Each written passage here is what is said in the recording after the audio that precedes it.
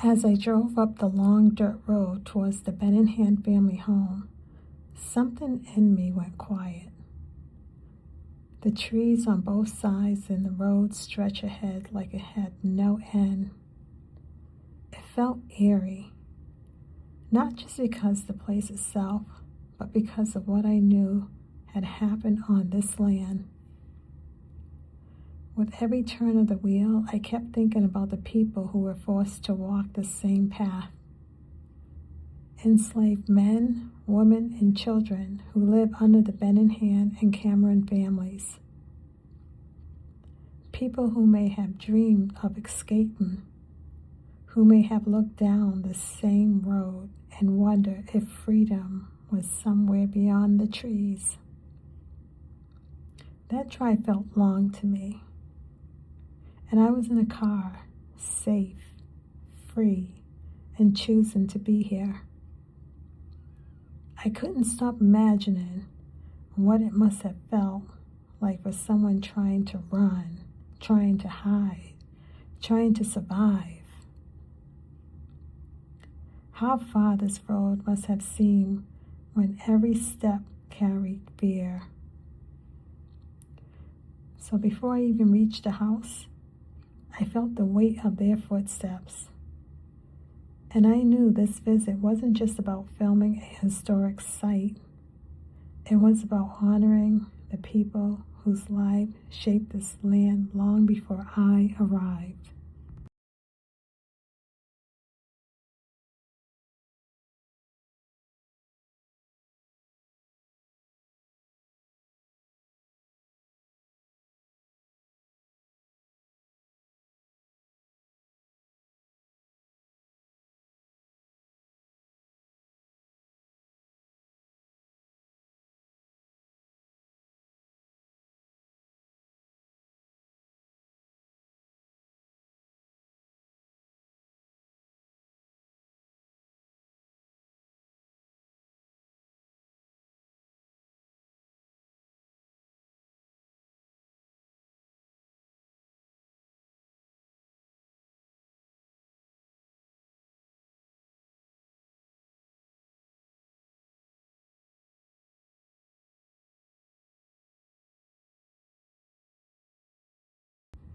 As I pulled closer to the house grew larger in my windshield, but the feeling inside of me grew quieter. There was something almost unsettling about how peaceful it looked. The sunlight on the siding, the trees swaying gently around it, the open yard. It was calm now, but I knew it hadn't always been calm for the people who lived and labored here. I thought about how many times enslaved people walked across this same ground, passing these same walls, carrying burdens I can barely imagine. I thought about the ones who might have looked towards the tree line, wondering if freedom could be found somewhere beyond it.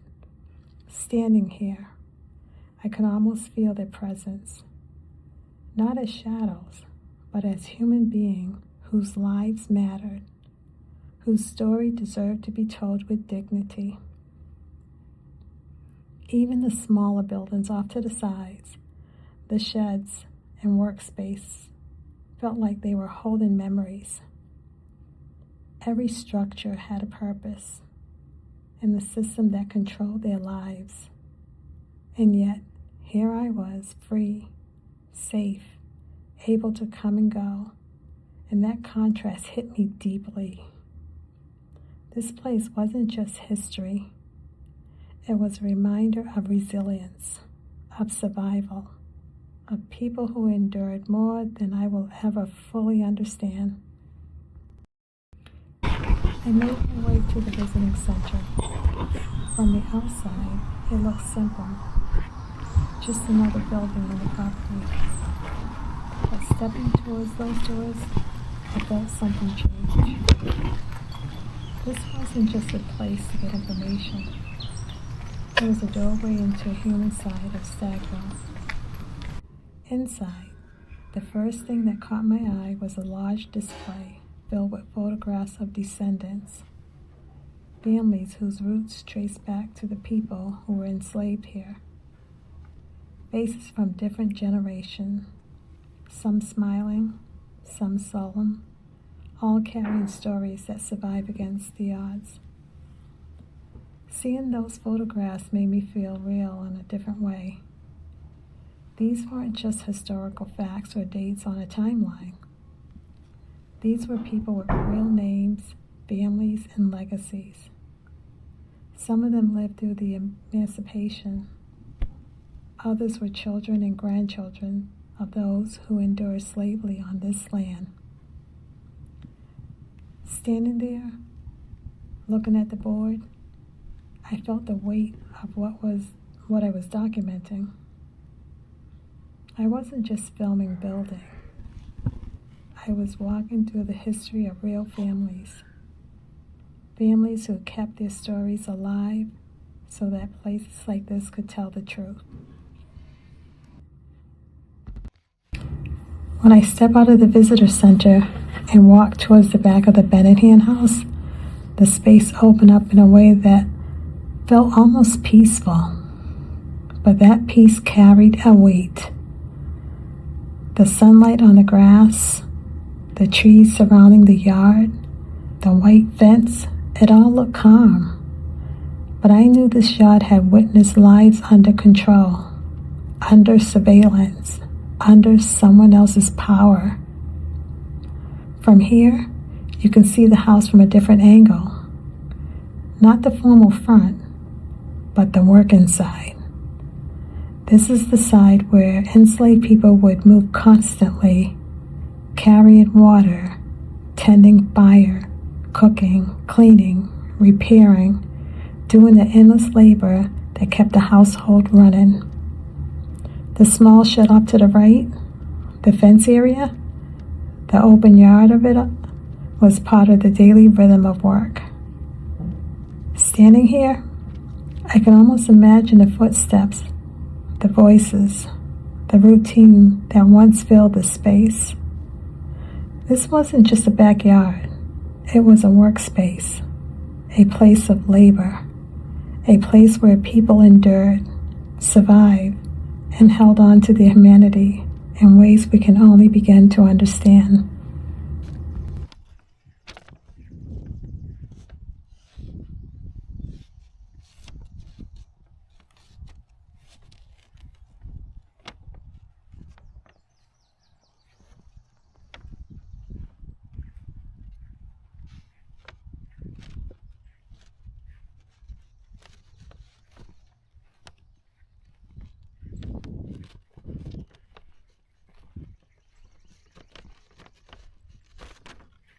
Those stones are all that remains of the Plantation family's kitchen.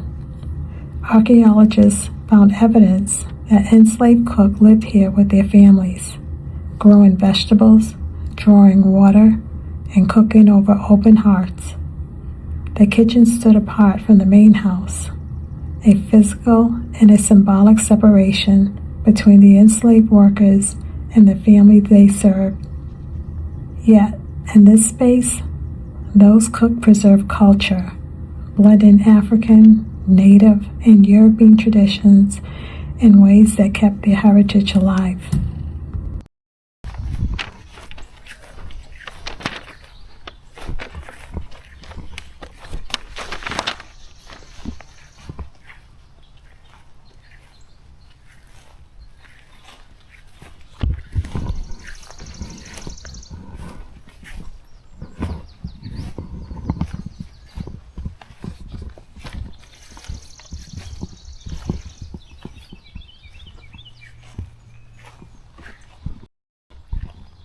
Behind the Plantation house stands a withered barn. I thought it was a tobacco barn, but it wasn't a tobacco barn. That tobacco barn is preserved at the Horton Grove, which is another plantation where they actually grow the tobaccos. But this is a working structure where enslaved people carried out daily tasks that kept this household running. Its silence today hides the constant labor that once filled the space.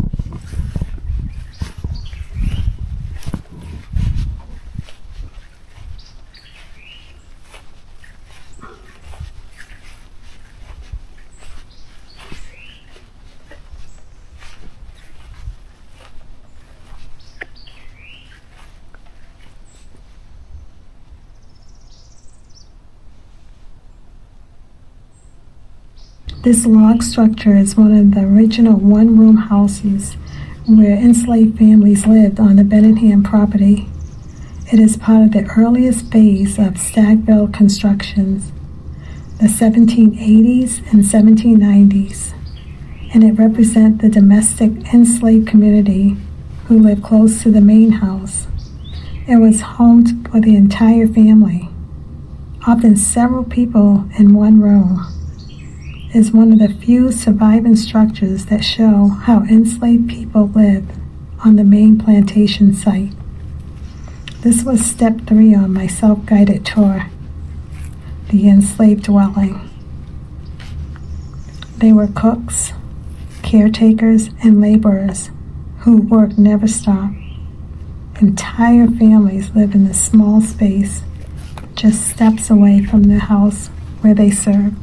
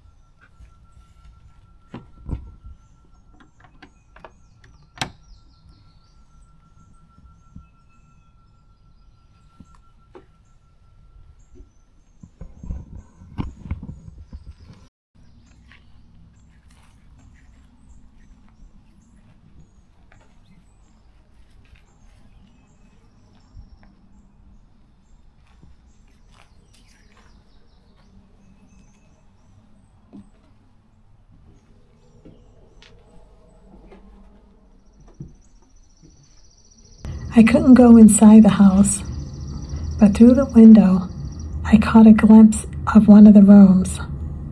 It looks peaceful. Sunlight on the floor, a simple chair, a quiet space. But this was a room reserved for the Plantation family. Enslaved children were not allowed to learn, to read, or write. Their education was labor, taught through work, not books.